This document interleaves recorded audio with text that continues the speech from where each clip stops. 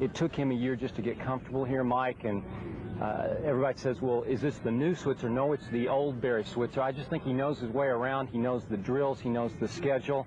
And I think for those who critiqued him severely last year, they ought to just relax and start now. His career in Dallas starts now. And I think you're going to see a different guy and a better guy this year. How is he different? Again, that's been the big theme, or it was coming into this camp anyway. It's going to be more Switzer's team.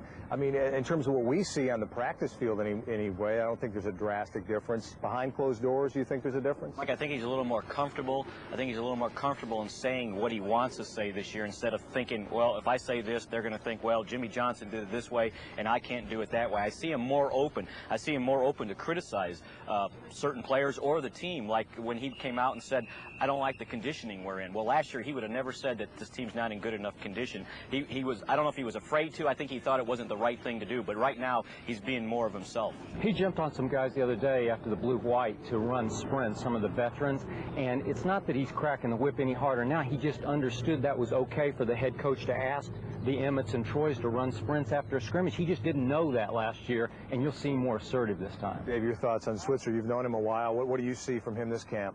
Behind closed doors, nothing different. I have seen him a little more assertive during drills, especially with the defensive line, working with John Blake a little bit more, and more so than last year. I also think that that when he decided to keep his staff intact, when Butch left and he had some decisions that he could make, I think that kind of endeared the staff a little more to him. I see them look at him a little bit different now. This is just my judgment, but maybe a little bit different than they did last year. A few general Cowboy questions. Aikman was quoted recently as saying he feels the window of opportunity is closing on this team. I guess that's obvious. That happens with practically any team, especially with free agency now.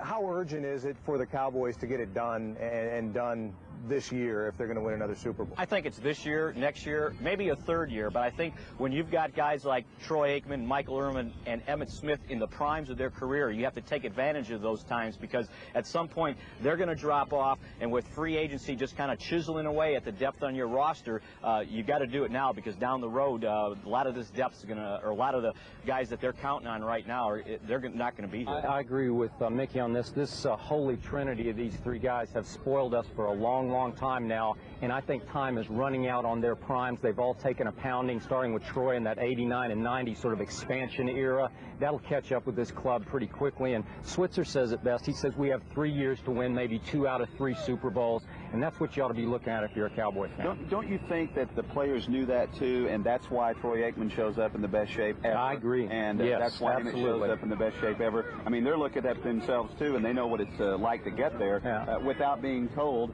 The weight room is the best attended off-season of any in the Jerry Jones era. I still think those three guys got a little fat and a little too happy last year. Just a little bit overweight and a little too complacent maybe because they'd had a magic carpet ride for a long time. Final thing, Deion Sanders.